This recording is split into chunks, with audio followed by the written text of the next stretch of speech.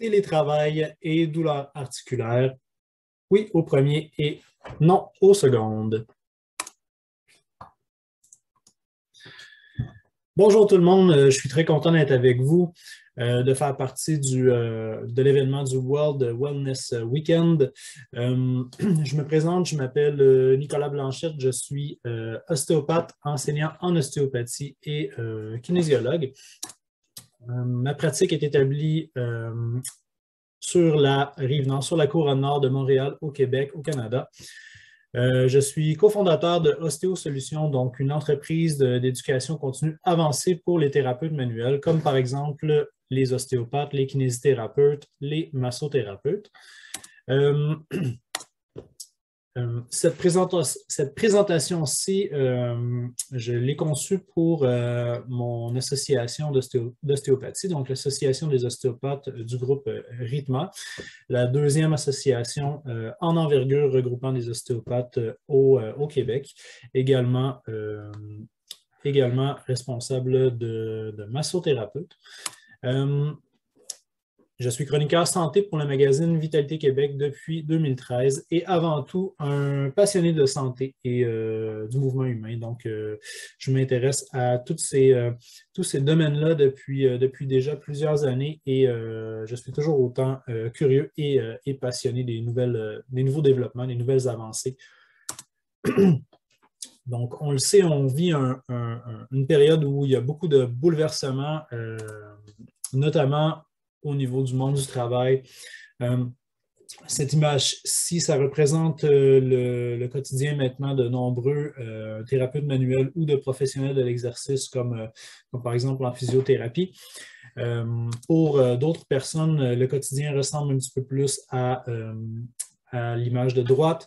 On a des environnements de travail qui ont été changés très, très rapidement et auxquels on a dû faire face à différentes contraintes qui nous ont demandé une grande capacité d'adaptation.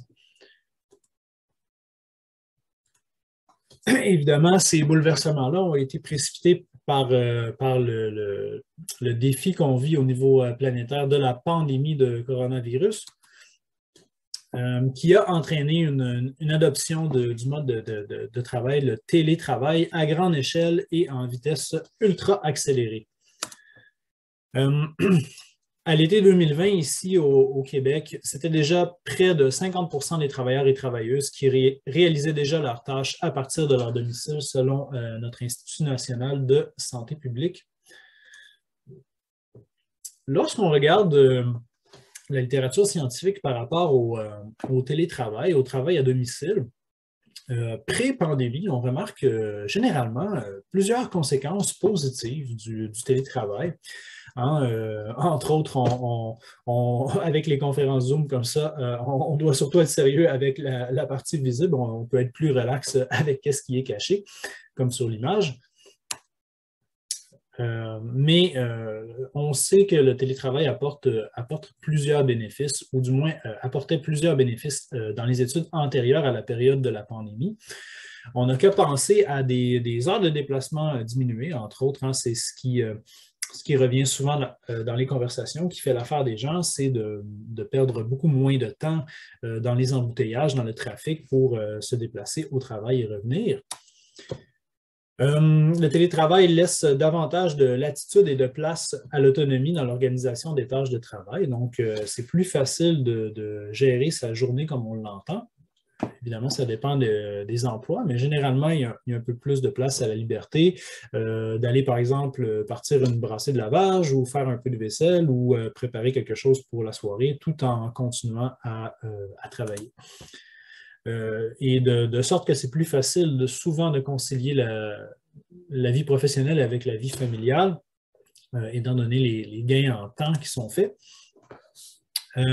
Ça apporte généralement une réduction de l'anxiété, donc de ne pas être pris dans les embouteillages, de ne pas devoir courir pour arriver à l'heure. C'est évident que ça apporte un peu plus de facilité, donc on va réduire nos niveaux de stress. Et aussi, mais on rapportait aussi une réduction de l'incidence des troubles musculo-squelettiques dans plusieurs recherches pré-épisode de pandémie. Mais on remarque que durant cette période de pandémie, bien, ce ne sont pas des bénéfices aussi flagrants que l'on observe avec l'adoption du télétravail. Bien au contraire. Pourquoi on ne retrouve pas ces changements positifs dans l'adoption du télétravail qui a été précipité par la pandémie? D'ailleurs, des études qui ont été faites pendant la période de pandémie qu'on vit montrent, par exemple, une diminution du bien-être physique chez 65 des gens qui ont adopté le télétravail et 74 une diminution du bien-être mental. Donc, c'est très différent de ce qu'on retrouvait dans les études auparavant. Mais il faut savoir que tout dans la vie, c'est influencé par le contexte, hein. Donc, actuellement, l'adoption du télétravail en masse pendant une période de pandémie se produit de manière très différente de l'adoption graduelle qu'on avait auparavant. Donc, on a maintenant des migrations massives de travailleurs et travailleuses à partir de lieux de travail qui sont équipés et organisés vers leur domicile. Ça s'est fait très rapidement. De sorte qu'on remarque une augmentation de l'incidence de troubles musculo-squelettiques, donc davantage de maux de cou, maux de dos, maux d'épaule, maux de genoux, douleurs lombaires, donc toute la panoplie. On parle au niveau d'une étude qui a été faite par le Lancet en 2019 d'une véritable pandémie de douleurs, en fait. On explique dans cette grande recherche-là que c'est à l'échelle planétaire 1,71 milliard de personnes qui souffrent d'invalidité de nature musculo-squelettique qui pourraient bénéficier de l'intervention d'un spécialiste tel qu'un physio, un ostéo, un kiné, un chiro, un massothérapeute, etc. Donc, il y a beaucoup de gens. Ce sont des chiffres qui sont en augmentation.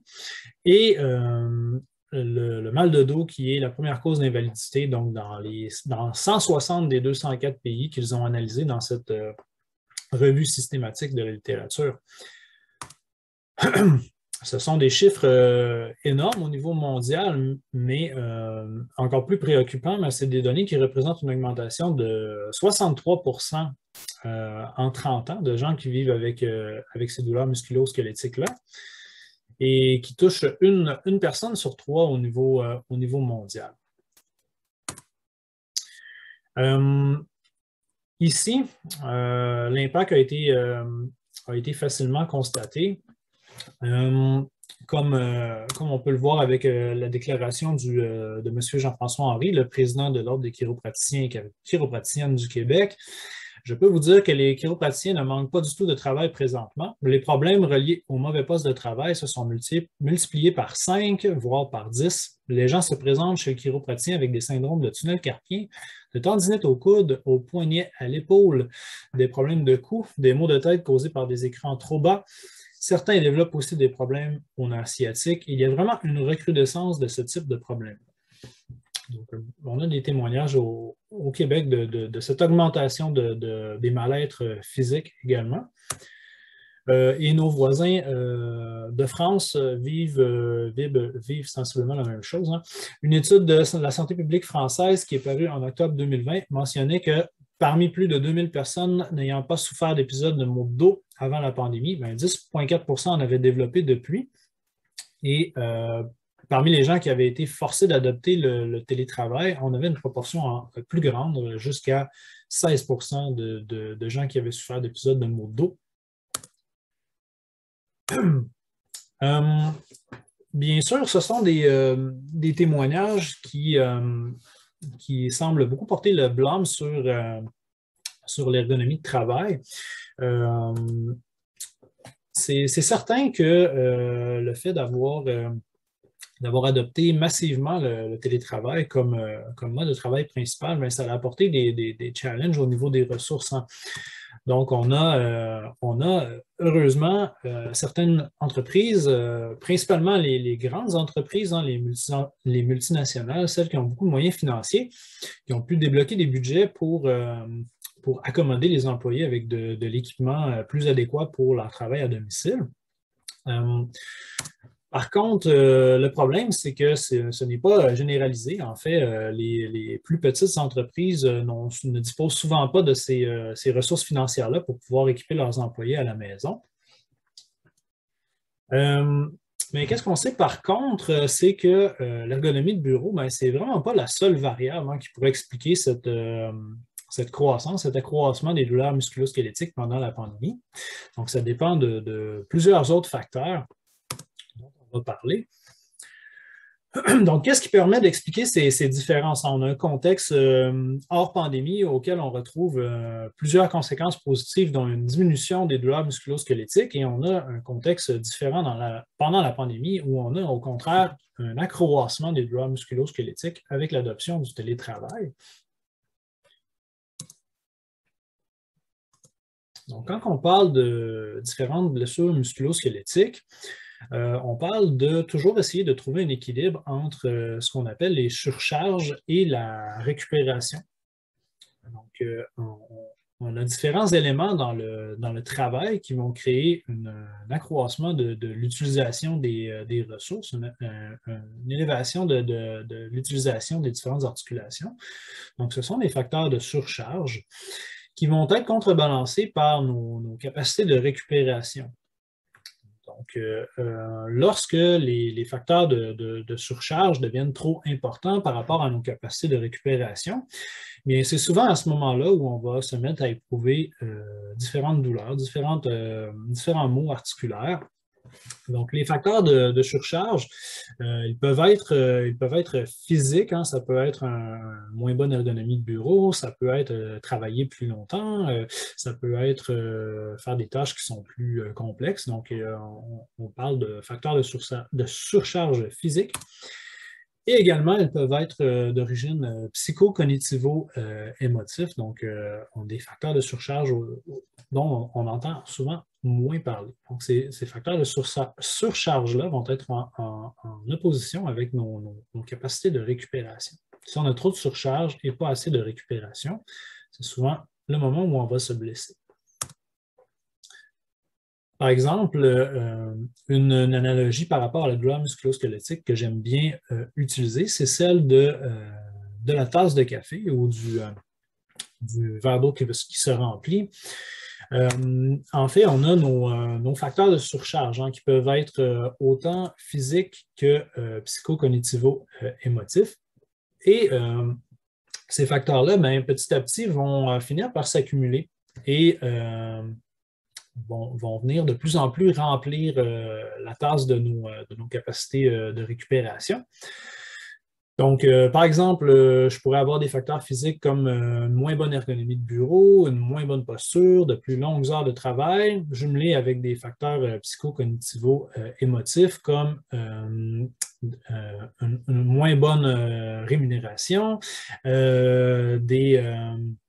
des troubles au niveau du sommeil, des problématiques par rapport à l'anxiété ou à la dépression, des soucis par rapport au manque de contact social. Donc, lorsque je vais avoir plusieurs de ces éléments-là, physiques et psychologiques qui vont s'accumuler, eh bien, ça va finir que ma tasse va être pleine et elle va finir par déborder, ce qui va se manifester par l'apparition de douleurs musculo-squelettiques. Donc, un mal de dos, un mal de coude, un problème de genou, etc. Donc, on retrouve les facteurs physiques de surcharge. Par exemple, ça pourrait être une situation de travail moins bien adaptée, comme on a parlé avec les différents articles, les articles parus tant au Québec qu'en France, donc la problématique au niveau de l'ergonomie.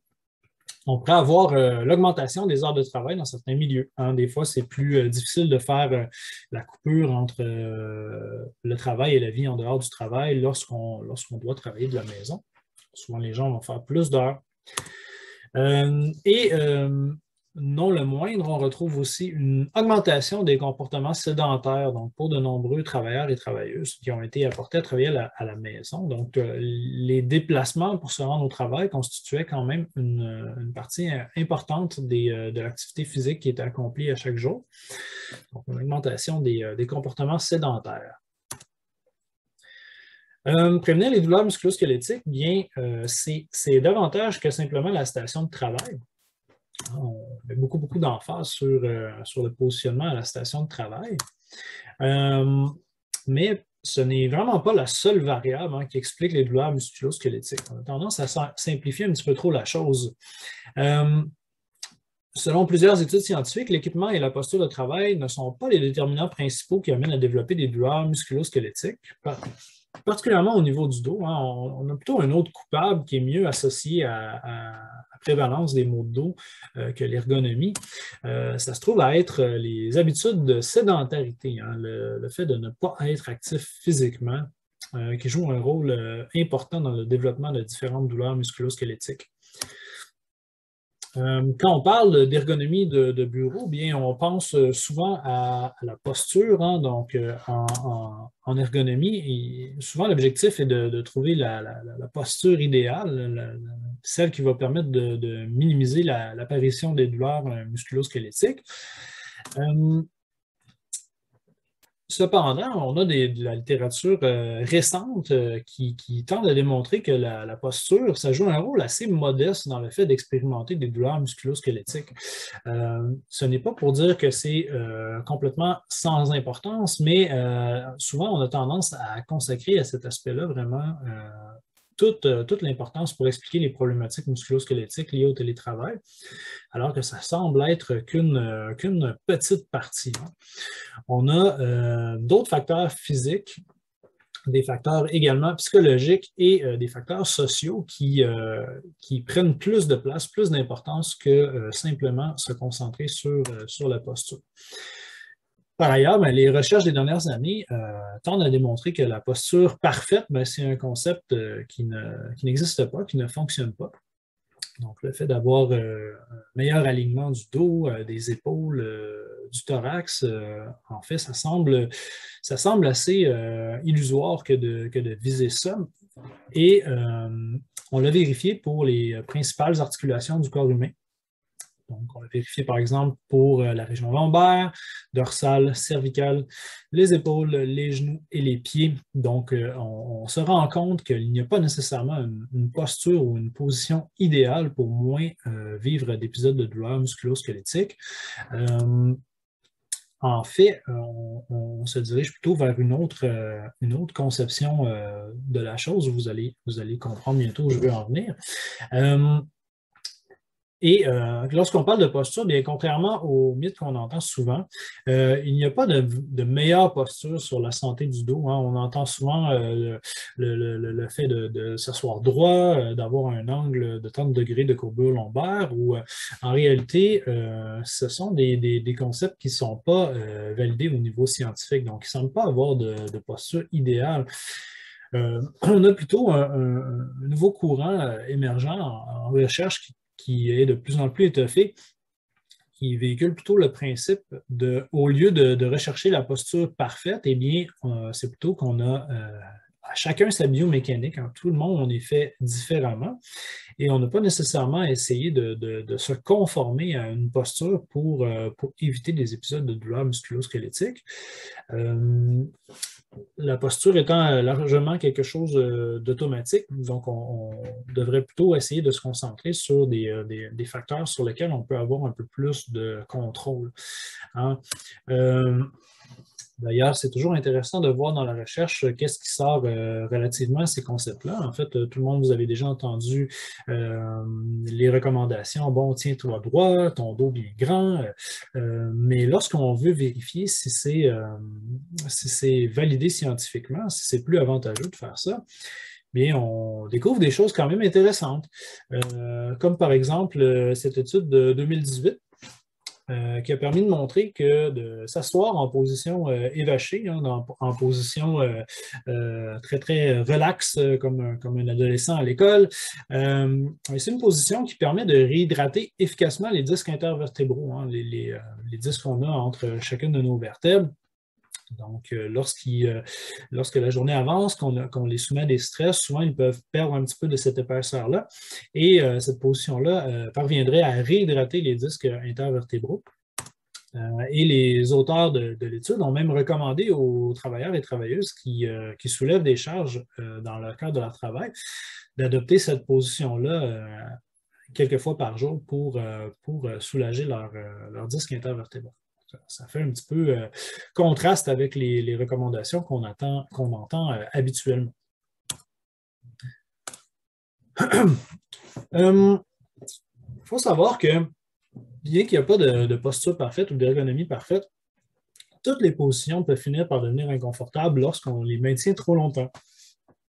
C'est vrai pour la position assise, c'est vrai pour la position debout, et on retrouve abondance de preuves dans les recherches à ce niveau-là.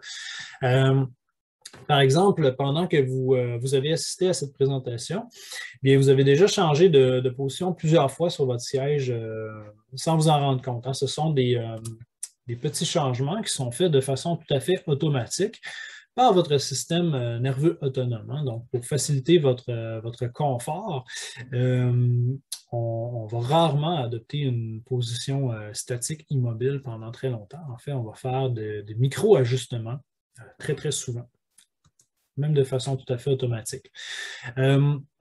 La bonne posture, c'est donc celle qui change régulièrement. De plus en plus, on s'en va vers là. Donc, plutôt que de chercher une ergonomie ou une position parfaite, on va plutôt y aller avec en encourageant la variabilité des mouvements. Le plus de choix on peut avoir, souvent, le mieux. Favoriser la variété des postures. Bien, vous allez avoir quelques exemples. Donc, une personne qui travaille avec le fameux ballon suisse, le fameux ballon de physiothérapie, qui ne supporte pas notre dos, donc qui encourage les muscles qui soutiennent notre colonne vertébrale à effectuer un travail. Donc, ces petites contractions-là peuvent aider à apporter un apport en oxygène via la circulation sanguine. Ça peut être bénéfique pour notre dos. Mais évidemment, si on travaille toute la journée comme ça, bien, ça peut finir par devenir désagréable aussi. Donc, ça nous prend idéalement plusieurs différentes options. Donc, on peut avoir aussi le travail debout qui devient de plus en plus populaire. Une station de travail qu'on peut monter, par exemple. Et une bonne vieille chaise standard aussi qui nous permet de faire une partie du travail en position assise. Donc, varier régulièrement la position de travail, ça semble une méthode efficace pour prévenir et atténuer les douleurs musculo-squelettiques. Plusieurs options s'offrent à vous. Par exemple, on parle du standing desk, donc du bureau pour travailler debout. Ça a des impacts intéressants sur les articulations, mais également sur la santé cardiovasculaire. Ça peut être une option intéressante pour le télétravail.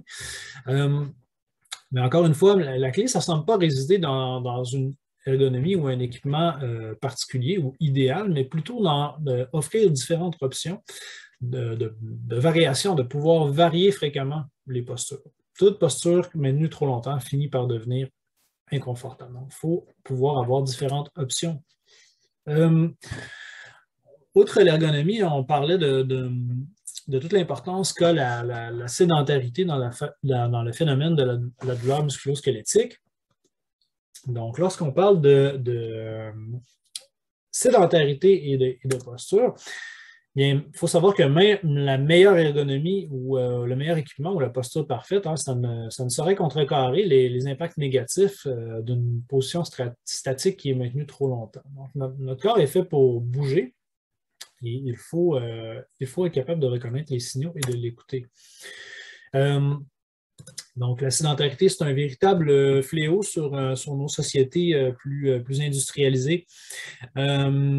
L'Organisme mondial de la santé détermine qu'un mode de vie sédentaire, c'est la cause première de plus de 36 maladies sérieuses. Et cette recherche de 2018 a même démontré que par rapport au risque de décès, un mode de vie qui est sédentaire, c'est plus nocif qu'être fumeur, avoir le diabète ou avoir une maladie cardiovasculaire. Souvent, c'est quelque chose qui est banalisé, mais qui ne devrait pas l'être. On a le National Institute of Neurological Disorder and Stroke aux États-Unis qui disait en 1990, le mal de dos était recensé comme 6e cause d'invalidité aux États-Unis. En 2010, il avait grimpé de 3 échelons, laissant uniquement les maladies cardiovasculaires et pulmonaires le devancer. Donc, ça ne semble pas étranger à la progression de la sédentarisation dans les sociétés modernes. Et puis, c'était déjà en accroissement, mais avec la pandémie, l'accroissement s'est encore accéléré. Le phénomène a pu être encouragé par une réduction des possibilités de bouger, donc autant liées à l'exercice ou au loisir ou au déplacement quotidien, avec les tentatives de contrôle que les différents gouvernements ont fait pour essayer de limiter la propagation de la pandémie. Donc, les gens faisaient de moins en moins d'exercices, que ce soit de façon formelle ou tout simplement informelle, se rendre au travail, faire du magasinage, etc. Donc, on a une augmentation des comportements sédentaires liés à la pandémie de coronavirus. Et il faut se rappeler que le mouvement, hein, le mouvement articulaire, c'est la façon que notre corps a d'entretenir ses articulations. Lorsqu'on bouge, on va faire bouger le liquide synovial dans les articulations qui encourage la régénération articulaire. Fréquemment, les douleurs que vous ressentez au travail sont des signes que votre système nerveux vous envoie pour vous encourager à vous mettre en mouvement, justement. Donc, c'est souvent les régions qui vont effectuer un travail plus statique, qui vont finir par développer ces inconforts-là, que ce soit la région cervicale, la région dorsale ou la région lombaire. Lorsqu'on commence à ressentir trop d'inconfort, on peut le percevoir comme des signaux que notre système nerveux nous envoie, qui nous encouragent à mettre ces régions-là en mouvement. Donc, apporter un peu plus de circulation sanguine, d'oxygène à ces différentes régions de notre musculature. Il faut apprendre à écouter ces signaux. On a abondance de recherches qui montrent le rôle bénéfique de l'activité physique dans la prévention et la réduction des différentes douleurs musculo-squelettiques. Donc, c'est quelque chose qu'on sait depuis longtemps. L'exercice physique, ça aide à avoir moins mal souvent et avec moins d'intensité. Par exemple, on sait que pour les problématiques liées à l'arthrose, bien, c'est la modalité de choix, la modalité la plus éprouvée.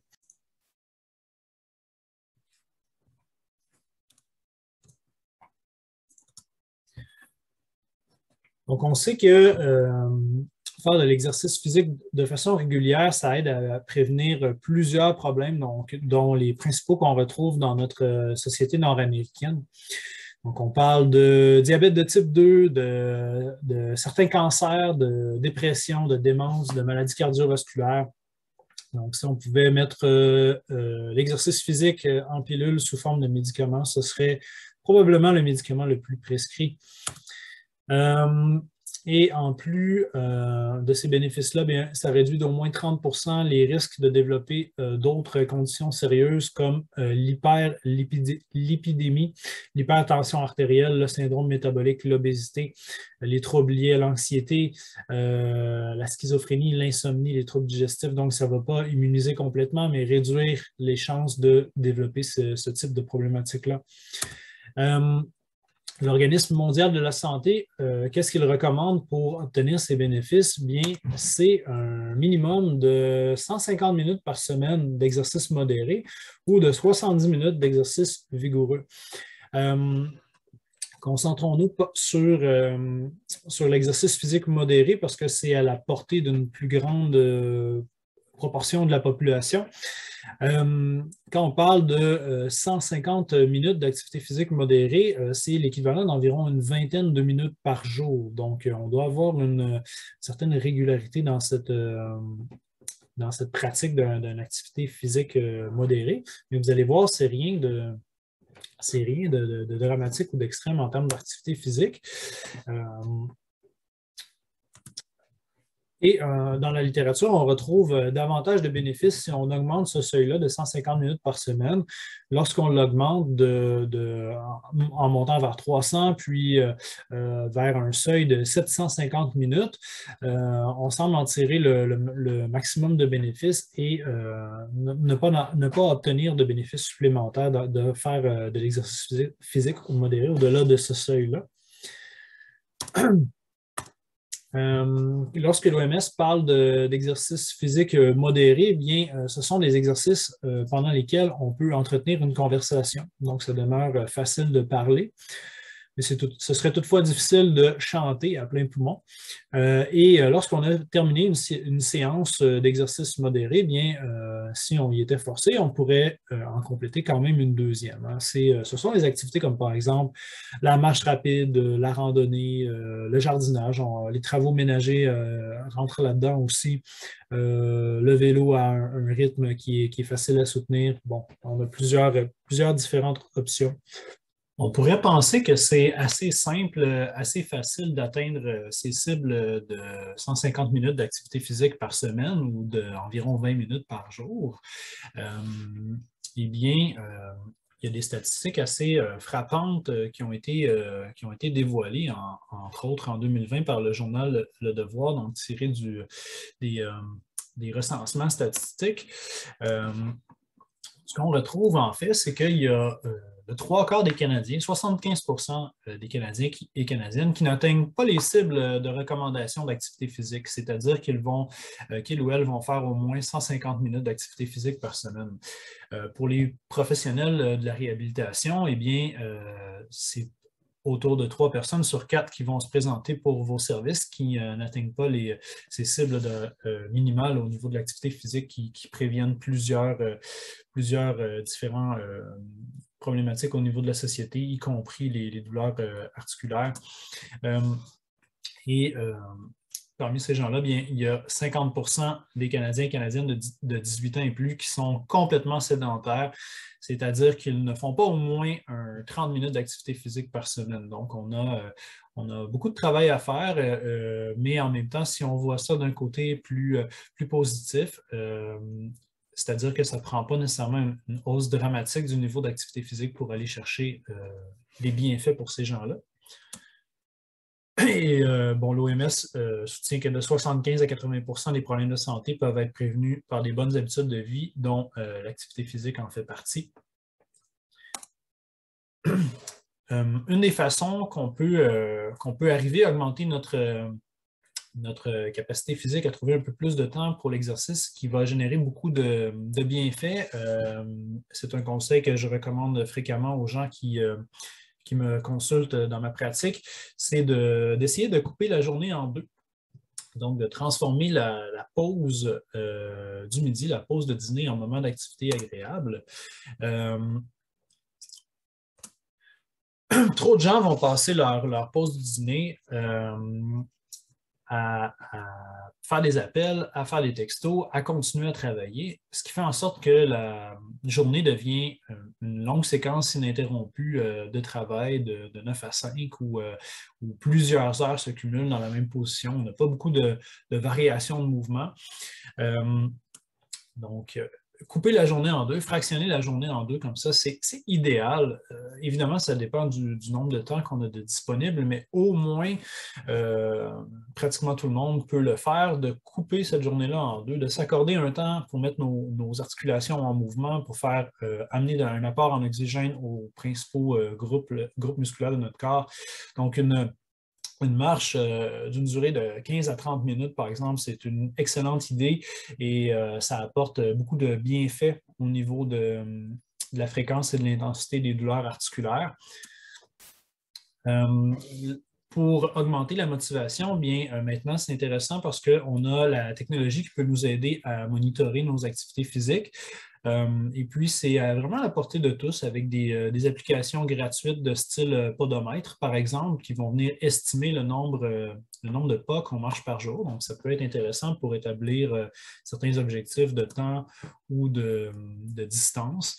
Par exemple, des bénéfices de la santé sur la santé sont retrouvés en visant une progression graduelle. Augmenter petit à petit notre niveau d'activité physique pour aller chercher environ 5000 pas par jour. Donc, de commencer par atteindre cet objectif-là peut apporter des bénéfices et augmenter ensuite progressivement ce niveau-là, donc tranquillement vers le 10 000 pas par jour qui apporte encore plus de bénéfices. Couper la journée en deux,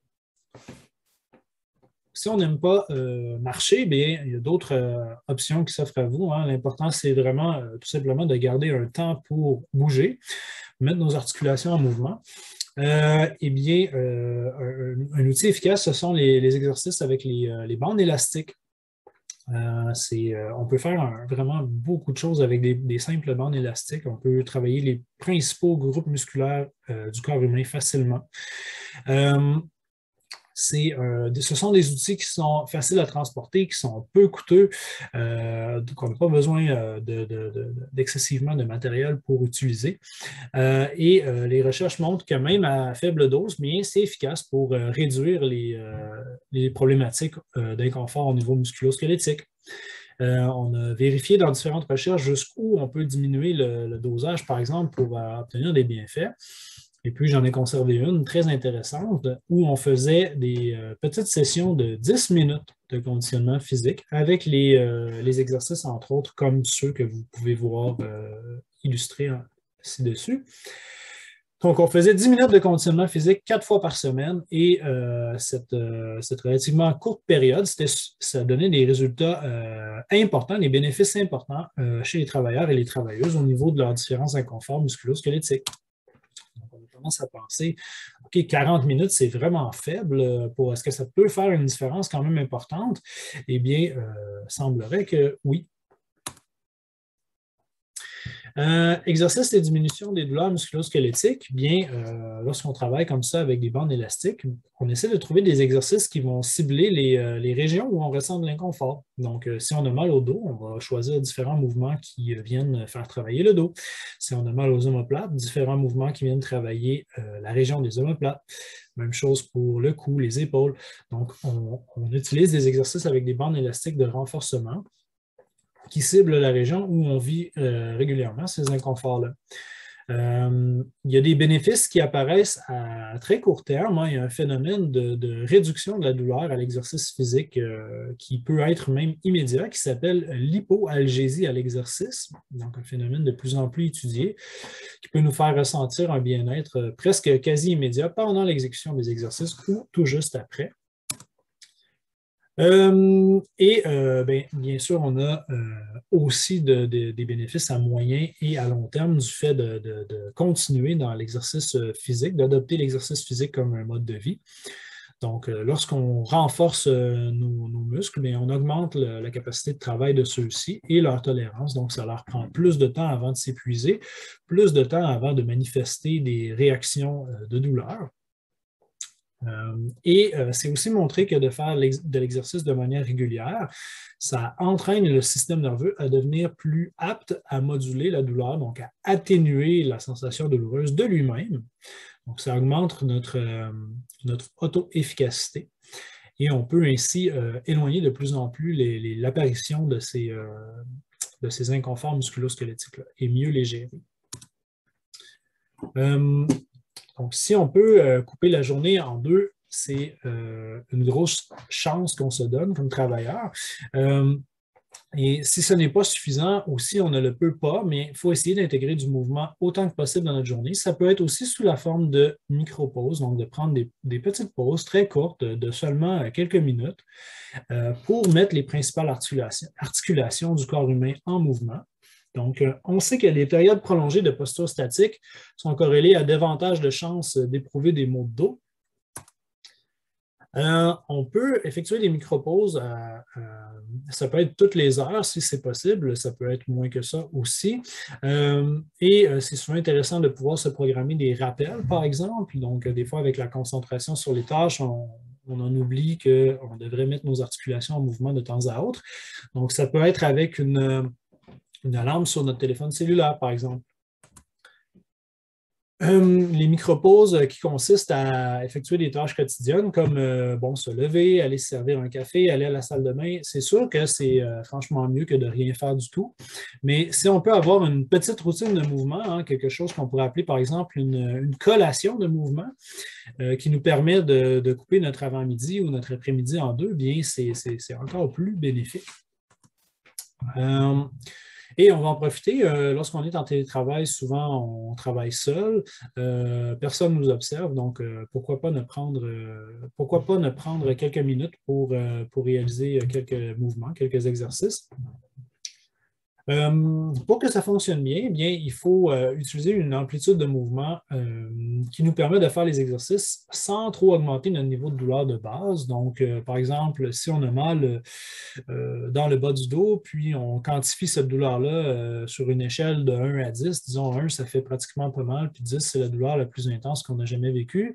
Et si on se situe à 3, par exemple, lorsqu'on va faire de l'exercice physique qui cible notre région lombaire, bien, c'est correct si notre douleur s'accentue un peu, montre à 4, montre à 5, mais on ne veut pas qu'elle devienne non plus trop élevée. Hein. On cherche à l'atténuer, à la corriger. Donc, sortir légèrement de sa zone de confort en explorant des mouvements, c'est correct. Et on contrôle bien nos exercices pour éviter d'aller dans des mouvements qui pourraient, par exemple, trop amplifier la sensation d'inconfort. Généralement, ce n'est pas le cas. Donc, dans la diapositive suivante, on va voir une petite vidéo d'exemple de micro-pauses d'exercices qu'on peut faire avec un équipement très, très minimal. Mais ce n'est qu'un exemple. Sachez qu'il y a d'infinies variations qui sont possibles. En fait, l'important, c'est de mettre régulièrement en mouvement les principales articulations de notre corps. Voici un exemple de collation de mouvement qu'on peut faire. Une petite routine très, très simple. Vous allez la voir en accéléré, mais je l'ai chronométré et ça prend plus ou moins 2 minutes à faire. Donc, très, très rapide, mais permet de mettre en mouvement nos principales articulations, nos principaux groupes musculaires. Donc, on retrouve ces mouvements-là en succession les unes des autres de 8 à 15 répétitions pour chaque mouvement. On va avoir des accroupissements, des squats, des flexions-extensions du dos avec les mains derrière la tête, des push-ups contre un mur, des tirades en position penchée avec un élastique, des abductions des épaules avec un élastique et des haussements d'épaule, toujours avec notre bande de résistance élastique. Donc, voici la routine en accéléré. Les squats.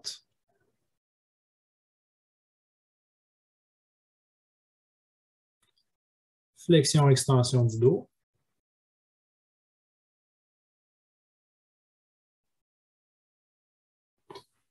Les push-ups au mur.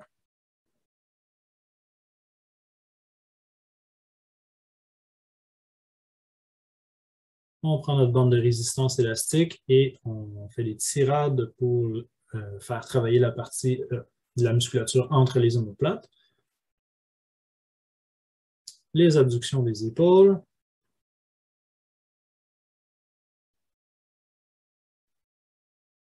Et les haussements des épaules pour la région cervicale, les trapèzes.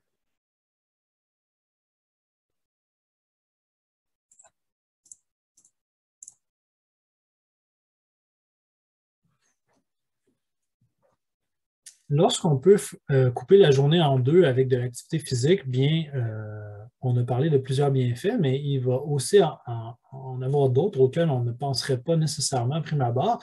On ne parle pas de dommages collatéraux, mais de bénéfices collatéraux au fait de faire de l'exercice en mi-journée. Donc, par exemple, bien, c'est bon pour la santé oculaire, c'est bon pour les yeux. C'est bon également pour l'humeur, pour le moral. Si on est porté à faire des épisodes de maux de tête, eh bien, ça diminue la fréquence et l'intensité de ces épisodes-là. Aussi, ça nous rend plus aptes à retenir de l'information et ça favorise l'entretien de notre matière grise.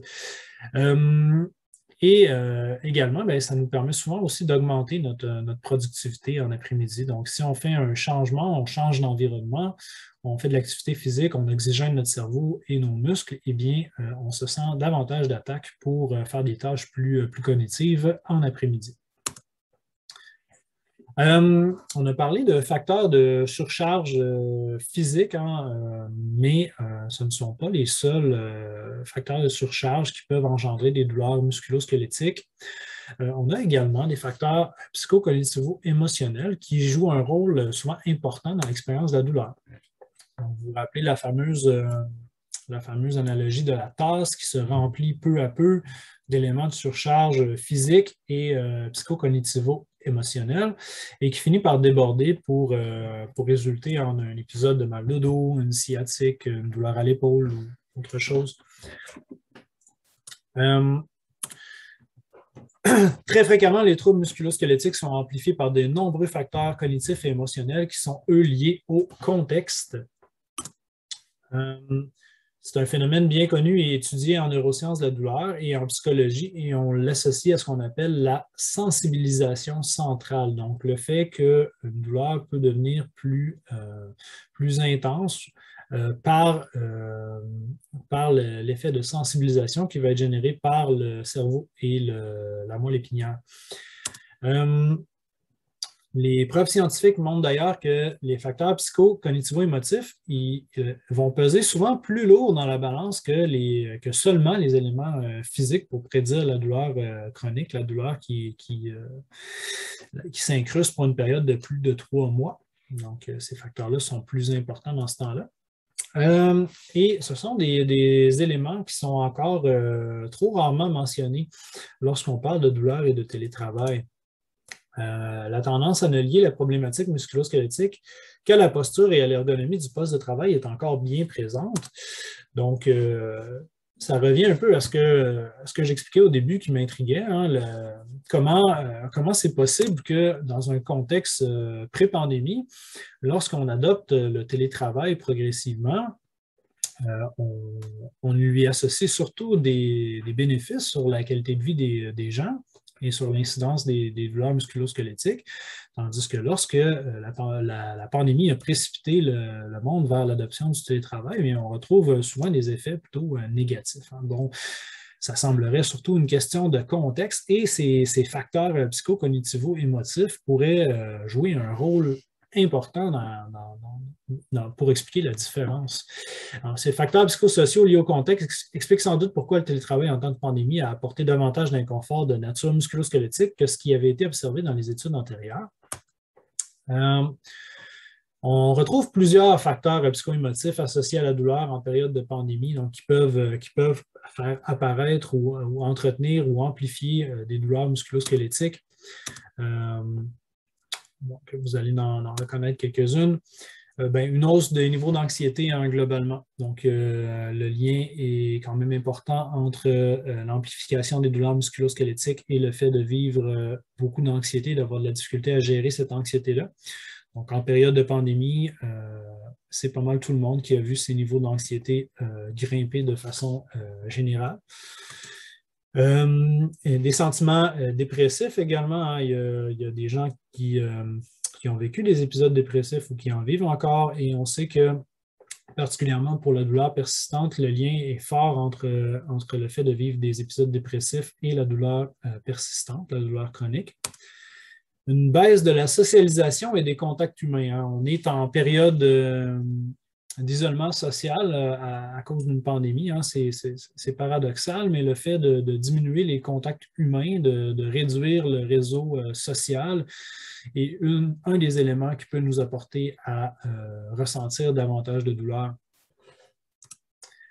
Les difficultés affectives, les difficultés financières, hein, beaucoup de gens ont dû mettre leur emploi sur pause, voire ont perdu leur emploi. Hein. Ça crée des stress assez majeurs qui peuvent aussi participer à amplifier les douleurs vécues.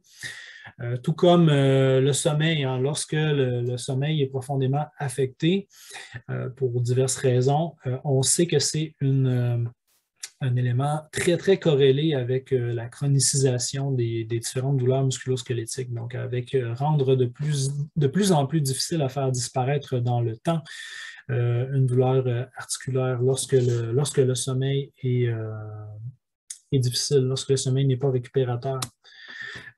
Des perspectives d'avenir plus sombres, donc ça va aussi avec avec la déprime. Donc, si on ne sait pas vers où on s'en va, qu'est-ce qui va se passer avec notre travail, avec notre vie, avec la planète en général, bien évidemment, ça peut affecter notre morale et par le même fait, amplifier les différentes douleurs que l'on vit.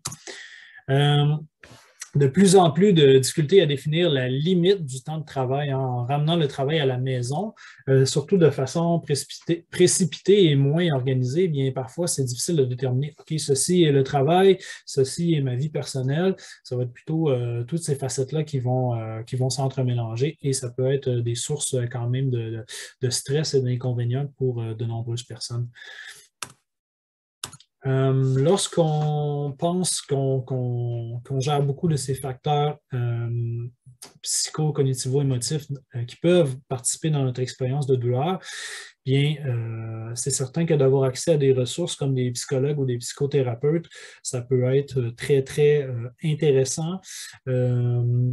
Ils vont avoir différents outils qui vont nous aider à verbaliser, à mieux gérer nos épisodes d'anxiété, de dépression ou nos différents facteurs psychologiques, cognitifs ou émotifs. Donc, il y a des spécialistes à notre disposition.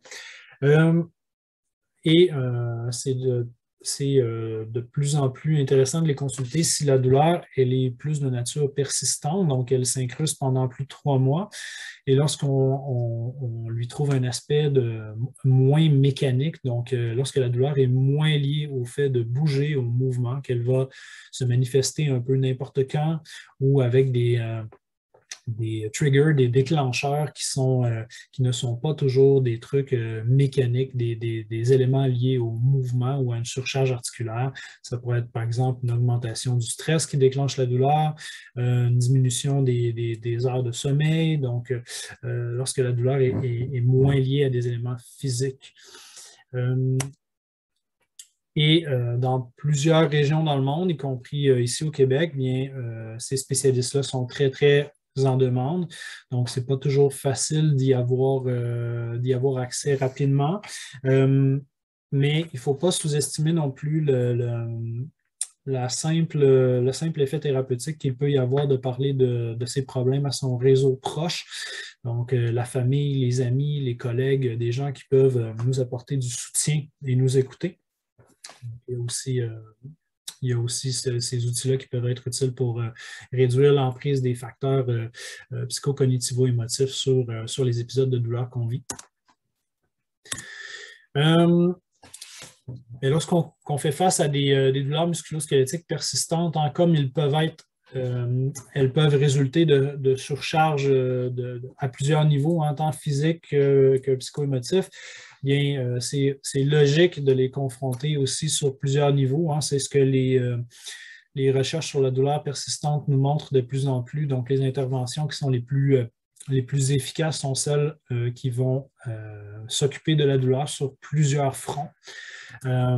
On parle par exemple de thérapie physique, thérapie par le mouvement, comme on la retrouve en ostéopathie, en massothérapie, en physiothérapie et toutes les autres thérapies plus physiques.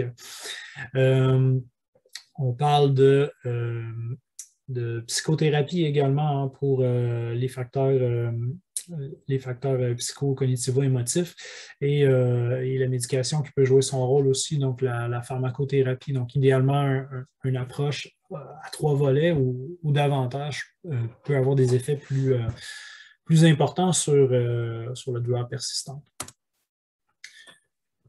Donc, pour conclure cette présentation, revenons sur les points importants. Donc, en temps normal, le télétravail apporte davantage de bénéfices que d'inconvénients pour la plupart des travailleurs et des travailleuses. Pourtant, lorsque le télétravail a été adopté en contexte de pandémie, bien, les effets ont été bien différents, ce qui pourrait s'expliquer par un contexte qui était complètement différent. Donc, on a une augmentation de la prévalence des douleurs musculo-squelettiques au lieu d'une diminution. Et ceci s'explique sans doute par des nombreux facteurs de surcharge, tant physiques que psycho-cognitivo-émotifs. Et si on veut aider la situation, bien, il faut être le plus possible il faut se concentrer sur les facteurs sur lesquels on a un contrôle. Donc, si je n'ai pas toutes les ressources financières pour adapter mon bureau exactement comme il était avant, bien, par contre, je peux voir si je ne peux pas augmenter mon niveau général d'activité physique. Est-ce que je ne peux pas intégrer quelques petites séances de marche ou de renforcement musculaire avec des élastiques, par exemple? Est-ce que si j'ai par exemple des problématiques liées au sommeil, je peux aller chercher de l'aide, aller essayer différentes stratégies pour améliorer mon sommeil ou si je vis de l'anxiété ou de la dépression, par exemple, je peux consulter à ce niveau-là. Donc, on va essayer pour maximiser nos chances de succès, de se concentrer sur les facteurs sur lesquels on peut avoir un impact. Lorsqu'on parle des facteurs physiques, bien, on sait que la sédentarité, l'inactivité physique, c'est lié de façon importante à l'augmentation de l'incidence et de la sévérité des douleurs musculo-squelettiques et que les comportements sédentaires, bien, eux, ont augmenté aussi de façon générale pendant la pandémie. Avec l'adoption du télétravail, bien, on peut inclure différentes stratégies pour favoriser un style de vie plus actif. Donc, on a parlé de varier les postures au travail, changer de position plusieurs fois dans la journée, s'accorder des micro-pauses, couper notre avant-midi, notre après-midi ou notre journée en deux pour intégrer des périodes d'activité physique, de viser au moins le 150 minutes par semaine ou le 20 minutes d'activité physique modérée par jour, ou viser au moins 5000 pas par jour. Donc, on a différents objectifs qu'on peut viser pour augmenter notre niveau d'activité physique et avoir un impact sur la réduction des douleurs d'origine musculo-squelettique. Tout ça sans oublier que la douleur, c'est toujours influencé par plusieurs choses. Donc, est-ce qu'il y a des facteurs psychocognitifs-émotifs qui viennent aussi nourrir cette douleur articulaire-là? Il faut le considérer. Merci de votre attention. J'espère que ça a été une présentation agréable et éducative qui va vous encourager, vous aussi, à augmenter votre niveau d'activité physique et pouvoir en discuter avec vos différentes clientèles pour les professionnels de la santé. Pour en savoir davantage, je vous encourage à suivre nos activités sur notre page Facebook, donc Ostéo avec un accent-solution. Vous allez nous trouver. On a sur notre site web également une section blog avec plusieurs articles sur différents sujets de santé. Vous avez le lien ici, le ostéosolution.com. Pour les professionnels, les professionnels de la santé ou de la réhabilitation qui assistent à la présentation, bien, on a des formations continues en présentiel, aussi en virtuel. Donc, vous pouvez visiter la section formation de notre site web. Et si vous voulez en savoir plus sur l'association RITMA, sur le groupe RITMA, eh bien, je vous laisse aussi leurs coordonnées. Donc, encore une fois, ce fut un plaisir de partager cette présentation avec vous et peut-être à la prochaine.